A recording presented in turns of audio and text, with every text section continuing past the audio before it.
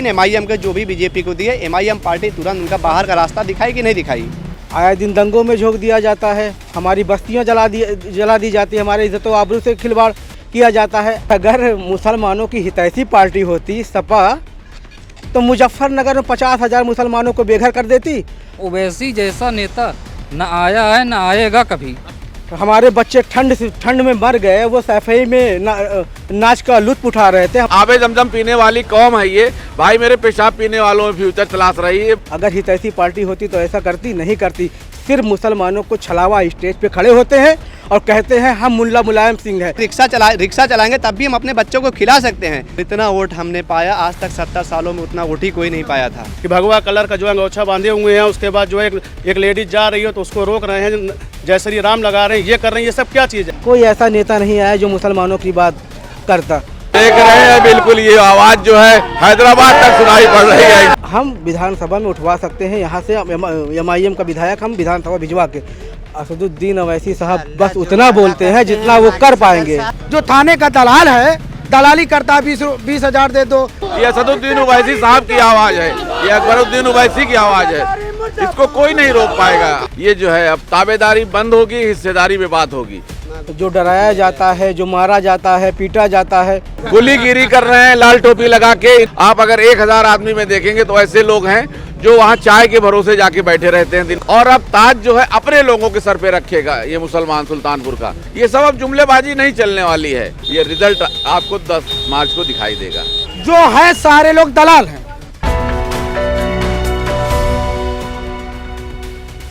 हम इस सुल्तानपुर में मौजूद हैं। ये सुल्तानपुर का खैराबाद इलाका है। खैराबाद इलाका सुल्तानपुर की जो ख़ास सीट है ये उससे ताल्लुक़ रखता है।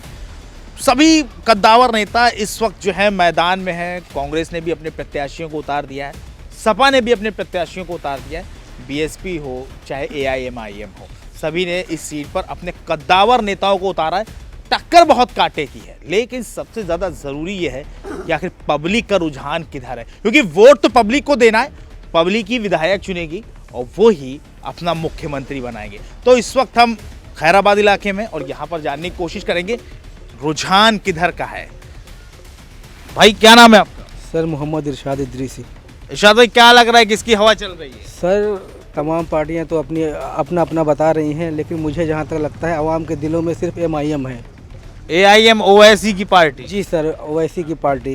अच्छा, नौजवानों में इतना क्रेज क्यों हो रहा है इस पार्टी? सर 74 साल से तमाम पार्टियां मुसलमानों को यूज़ कर रही थी। उनका वोट तो लेती हैं लेकिन उनका काम नहीं करती, उनके मोहल्ले का काम नहीं करती। आए दिन दंगों में झोंक दिया जाता है, हमारी बस्तियां जला दी जाती है, हमारे इज्जत व आबरू से खिलवाड़ किया जाता है। अब मुसलमान इससे आजिज़ आ चुका है, तंग आ चुका है। अब मुसलमान चाहता है कि हमारे बीच ऐसी पार्टी हो, हम ऐसे नेतृत्व को विधानसभा पार्लियामेंट में भेजें जो हमारी पार्टी का हो। तो जैसे कि आज तक 74 साल में इतनी मजबूत पार्टी तो आई नहीं। अब हमारे बीच में ऑल इंडिया मजलिस इत्तेहादुल मुस्लिमीन आई है। नहीं तो सपा ने भी तो आज तक जो है मुसलमानों की झंडा बरदारी करने का जो है दम भरा है, तो आप उनके काम से इत्तेफाक नहीं रखते? सर अगर मुसलमानों की हितैषी पार्टी होती सपा, तो मुजफ्फरनगर में 50,000 मुसलमानों को बेघर कर देती। हमारे बच्चे ठंड में मर गए, वो सफाई में नाच का लुत्फ उठा रहे थे। हमारे बच्चे रजाई और कंबल के बिना ठंड में मर गए। अगर वो मुस्लिमों की हितैषी पार्टी होती तो उनको कंबल रजाई तो दे ही सकती थी, लेकिन उन्होंने नहीं दिया। वहाँ पे 50,000 मुसलमान बेघर हुआ, कितने मुसलमानों का कत्लेआम हुआ, राहत कैंपों की हालत बस से बदतर हो गई थी। अगर हितैषी पार्टी होती तो ऐसा करती नहीं करती। सिर्फ मुसलमानों को छलावा स्टेज पे खड़े होते हैं और कहते हैं हम मुल्ला मुलायम सिंह हैं। नहीं, अब अमूमन देखिए बीजेपी ठीक है, आप सपा कामों से मुतासिर नहीं है, आप नाराज़गी है। ओवैसी पे हमेशा इल्ज़ाम लगता है कि वो जो बयान देते हैं उससे जो है सांप्रदायिकता भड़क जाती है, वो हिंदू मुस्लिम के बीच आग लगा देते हैं जी।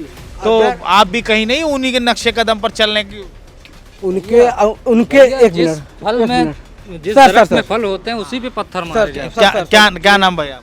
मोहम्मद नसीम खान। हाँ नसीम भाई बताएं। जिस दरख्त में फल होता है उसी पे लोग पत्थर मारते हैं। और ओवैसी जैसा नेता न आया है न आएगा कभी। अच्छा, आप भी उन्हीं के समर्थक हैं? हमें लगा कि सपा के समर्थक इतने तय लो जान से समर्थक हैं। इसको आना हुआ है टक्कर में, इस वक्त सिर्फ पतंग ही उड़ेगी। आ जाए जिसको आना हो, साइकिल वाइकिल हाथी पंजा चाहे जो हो, कोई नहीं है टक्कर में। मैं मोहम्मद सादात, जैसे अभी आपने कहा कि सपा मुसलमानों के हितैषी है, आपने ये बात कहा।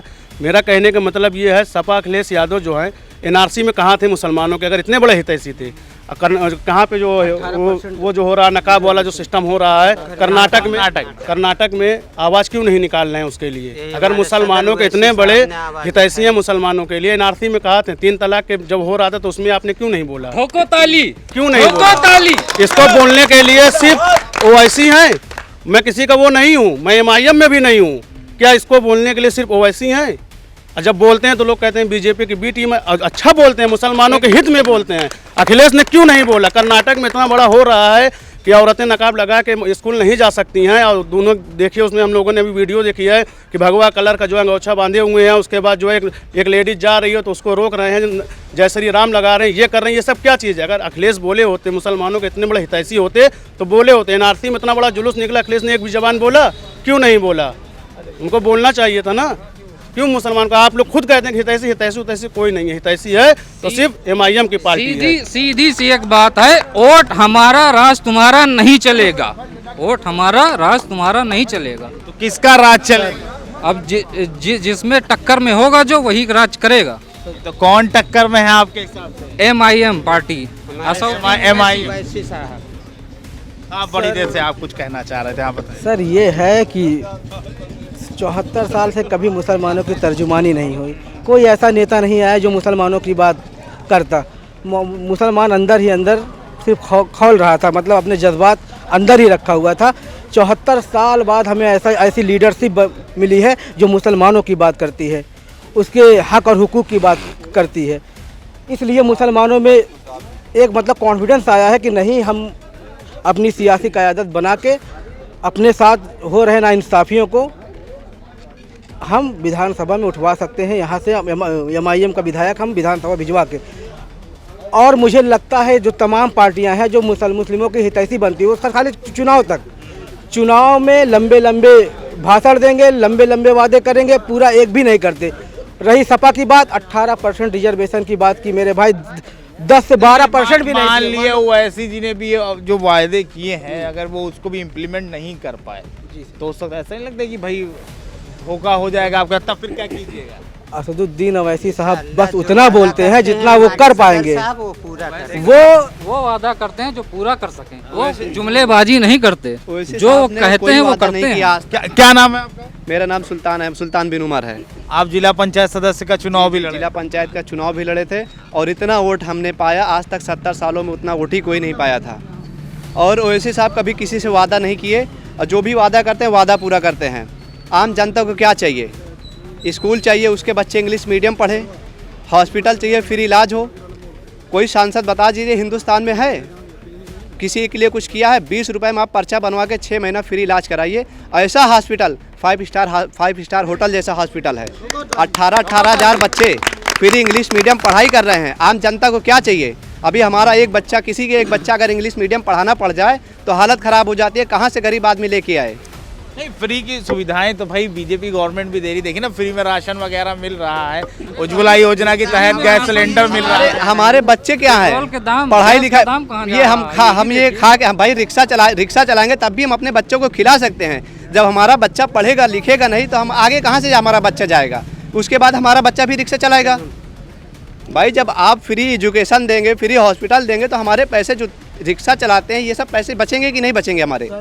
यहाँ पे और लोग भी आप पूछ लीजिए। और जो ओवैसी साहब हैं किसी एक जात धर्म की नहीं लेके चल रहे हैं, सभी की बात करते हैं, हर किसी की बात करते हैं। अच्छा, सुल्तानपुर सीट से अगर बात करें, भाई जिला पंचायत में कई सदस्य जीते, फिर वो बैकफुट पर आके बीजेपी के जिला अध्यक्ष को कहीं ना कहीं समर्थन कर देते हैं, तो उसके बाद ये नहीं लगता कि लोगों का जो विश्वास है कहीं ना कहीं, जितने विश्वास से भाई आप भी काफ़ी फाइट में थे, नई नई पार्टी के साथ आप उतरे मैदान में, अच्छा आपने लड़ा उस वक्त चुनाव में, पूरा उसको वॉच कर रहा था, कई प्रत्याशी जीते भी, और लास्ट में जाके वो पार्टी का जो अपनी मेंटालिटी है, जो उनका फंडामेंटल है, उसके अगेंस्ट जाके और बीजेपी के जिला अध्यक्ष को वोट कर रहे हैं। तो ऐसा ही लगता है कहीं ना कहीं जनता के बीच में एक अविश्वास की भावना हो सकती है। जनता के बीच में विश्वास की भावना, जनता जो है वो प्रत्याशी के ऊपर वो तो अपना करियर खराब कर लिए। ठीक, जो भी बीजेपी को वोट किए जनता उनसे नाराज है, जनता असदुद्दीन ओवैसी से नाराज नहीं है। वो तो जो काम कर रहे हैं वो हमारे लिए, सभी के लिए काम कर रहे हैं ना भाई। 16 जिला पंचायत जो थे, 16-17 वो सपा वाले जो थे बीजेपी में चले गए, उनसे कोई प्रश्न नहीं किया, ना कोई सवाल किया। लेकिन MIM के जो भी बीजेपी को दिए, MIM पार्टी तुरंत उनका बाहर का रास्ता दिखाई कि नहीं दिखाई, इसीलिए नहीं तो आम जनता में आप क्या ऐसा लेके, भाई चूंकि सरकार बनी नहीं है, ये सवाल आप तीनों से है। सरकार चूंकि बनी नहीं अभी ओवैसी की यहाँ पर, बाकियों की सरकार रह चुकी है, तो वो अपने पुराने कामों को लेकर जा रहे हैं। तो AIMIM है, आप भी किसी न किसी की झंडा बरदारी कर रहे हैं इस वक्त, किसी न किसी के भाई कामों को प्रमोट कर रहे हैं, फील्ड में जा रहे हैं, प्रत्याशी MIM से उतरे हुए हैं फील्ड में। आप जनता के बीच क्या लेकर जा रहे हैं, क्या बता रहे हैं? अगर हमारे जो विधायक हैं MIM के अगर विधानसभा जाएंगे तो हम कोशिश करेंगे लिंचिंग पे सबसे पहले कानून, बहुत मजबूत कानून बनाएंगे। उसके बाद जो गोश्त के नाम पे, कभी नाम के नाम पे, कभी हमारे मस्जिदों को गिराने की धमकियां दी जाती हैं, हाँ, मुसलमान, कभी दंगों के नाम पे, बीजेपी के नाम पे, हाँ, जो डराया जाता है, जो मारा जाता है, पीटा जाता है, सबसे पहले हम इस पे एक मजबूत कानून बनवाएंगे इंशाल्लाह। और जो गरीब, हाँ बिल्कुल, जो गरीब हैं, मजलूम हैं, यतीम हैं, उनके लिए काम करेंगे। और सबसे बड़ा मुद्दा हमारा ये रहेगा, एजुकेशन पे काम होगा। एजुकेशन सबसे फर्स्ट मुद्दा है हमारा, एजुकेशन होगा। और जो मुस्लिम मोहल्ले बस्तियां हैं जहाँ पे सड़कें नहीं हैं, नल नहीं है, बिजली नहीं है, ये पहुंचाने का काम करेंगे। मतलब बेसिकली अब जो बेस नीड है वो जनता की, वो सारी चीज़ें लेके आप इस वक्त जा रहे हैं। क्या नाम है आप? वकील अहमद। वकील साहब, मुतासिर आप भी लग रहे हैं, काफ़ी आप बात करना चाह रहे हैं इस वक्त। क्या अच्छा लगता है पार्टी में AIMIM? माशाल्लाह MIM ऑल इंडिया मजलिस इत्तेहादुल मुस्लिमीन का एक रिकॉर्ड 70 साल में हैदराबाद में माशाल्लाह उस टाइम वहाँ पे वजूद था कांग्रेस की।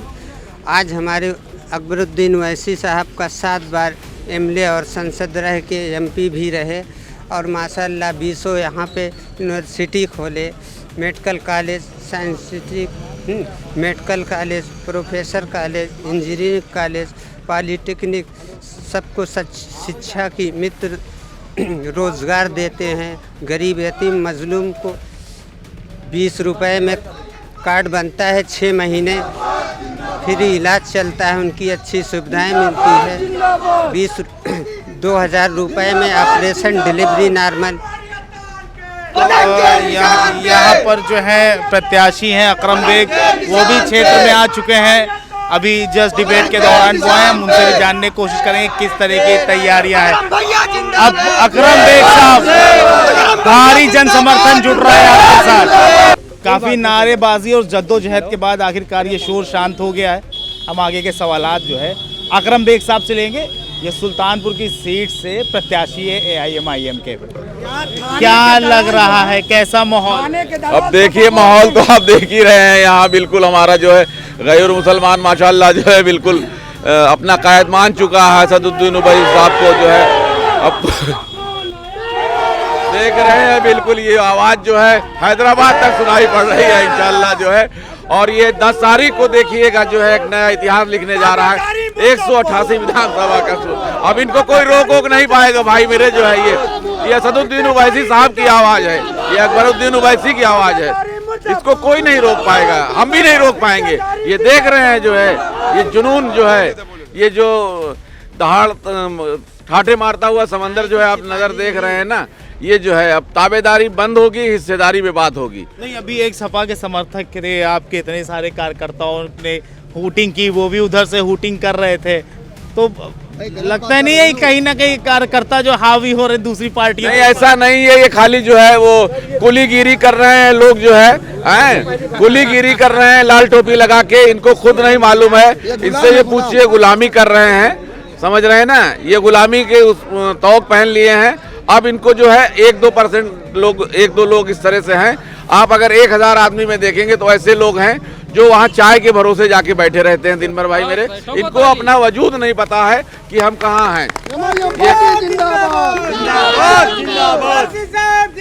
हम आबे जमजम पीने वाली कौम है ये। भाई मेरे, पेशाब पीने वालों में फ्यूचर तलाश रही है, ये बड़े शर्म की बात है इनको। ये वलियों की सरजमी है और यहाँ पे एक नई तारीख लिखी जाएगी इंशाल्लाह। यहाँ ये सब जो है कुछ चलने वाला नहीं है। यहाँ जो है ये तो चंद लोग हैं, यहाँ कैंडिडेट खुद जो है टिक नहीं रहा है सामने। आपके सामने कई कद्दावर नेता इस टाइम फील्ड में है, कैसी लग रही फाइट? कद्दावर कोई नहीं, कद्दावर हमारे लिए ये है, अवाम किसी को कद्दावर बनाती है, अवाम किसी को सेहरा बांधती है। आप अगर 1 मिनट, आप अगर मैं 1% मान भी लीजिए, 1% मान भी लीजिए कि अगर इस मुल्क के बादशाह हम नहीं बन सकते इस प्रदेश के, तो ये भी तल्ख हकीकत है कि जिसके सर पे मैं ताज रखूंगा बादशाह वही होगा। समझ रहे हैं कि नहीं? और अब ताज जो है अपने लोगों के सर पे रखेगा ये मुसलमान सुल्तानपुर का। ये कहीं भटकने वाला नहीं है। ये हमसे ज्यादा बेदार हो चुका है। हर नौजवान लड़के के हाथ में 8 घंटे मोबाइल रहता है। वो ओवैसी साहब को अच्छी तरह से सुन रहा है, जान रहा है। ये सब अब जुमलेबाजी नहीं चलने वाली है, समझ रहे हैं ना। ताज इंशाल्लाह जो है अकरम बेग के सर पे रखा जाएगा और हम ही जो है इंशाल्लाह यहाँ से विधायक बनेंगे। कैंपेनिंग रात का 9 बज रहा है इस वक्त, कितने बजे कैंपेनिंग शुरू कर रहे हैं, कितनी रात तक रह रहे हैं फील्ड में? सुबह 8 बजे निकल जाते हैं, 9 बज जाता है, 10 बज जाता है। अब तो कोई टाइम का फाउंडेशन नहीं है। सब हम लोग जो है सुबह निकल जाते हैं, रात में कब लौटेंगे, कितनी देर कैंपेनिंग होगी, हम यकीन मानिए ये सोच के चलते हैं। रात में जब नींद तब आती है जब ये सोचते हैं कि कोई गांव हमसे छूटा नहीं है। पूरा मैं मुतमईन हो जाता हूं कि मैंने पूरी आज कैंपेन कंप्लीट कर ली। और ये नौजवान हमारे साथ जो है ये हमको भी 10 किलोमीटर 15 किलोमीटर पैदल चला रहा है और मैं चल रहा हूं। मेरी वेस्ट काफ़ी कम हो गई है। इंशाल्लाह ये रिजल्ट आपको 10 मार्च को दिखाई देगा। मतलब अकरम साहब का ये मानना है कि भाई वोटों के लिए जितनी ज़्यादा जद्दोजहद कर रहे हैं, कहीं ना कहीं इनकी सेहत ही बनती जा रही है, पहले से काफ़ी दुबले भी हो गए हैं। देखिए, हाँ, जो थाने के दलाल हैं, क्या नाम भैया? मुशीर अहमद हमारा नाम है। बताइए। जो थाने के दलाल टाइप के लोग हैं वो सपा को वोट करेंगे, क्योंकि इनकी थानेदारी जो है रोजी रोटी बंद हो जाएगी, इसका डर है इनको। जो थाने का दलाल है, दलाली करता है, 20,000 दे दो तुमको छुड़वा देंगे, 10,000 मैं लूंगा। जैसे कौन नहीं करता है? समाजवादी में यही है, बसपा में भी यही रहा, कांग्रेस पार्टी में यही रहा, भारतीय जनता पार्टी यही करती आई है। हमारे लोगों के लिए कोई नहीं है, जो है सारे लोग दलाल हैं थानों की। मेरे भाई, मेरा 50,000 लेके जाओगे, 30,000 रुपए अपना रखो कि 20,000 उनको देंगे, ये थाने की दलाली नहीं हुई। सुल्तानपुर का खैराबाद इलाका है जो सुल्तानपुर की नगर सीट है, उसमें ये इलाका पड़ता है। यहाँ के लोगों का साफ मानना है कि आने वाले वक्त में वैसी एक बड़ी ताकत बनकर उभरेंगे और कहीं ना कहीं नौजवान जो हैं AIMIM से जुड़ते जा रहे हैं। अब उनका जुड़ाव और ये रुझान, ये हवाएं वोट में कितना तब्दील होती हैं, ये रिजल्ट के बाद साफ होगा। कैमरा पर्सन इरफान आरिफ और सहयोगी अफजल खान के साथ मैं मोहम्मद आसिफ दुलार, news time nation, Sultanpur. Subscribe करें आपका अपना चैनल न्यूज़ टाइम नेशन और हर खबर सबसे पहले पाने के लिए बेल आइकॉन जरूर दबाएं। और हाँ, खबरें पसंद आ जाएं तो लाइक और शेयर करना ना भूलें।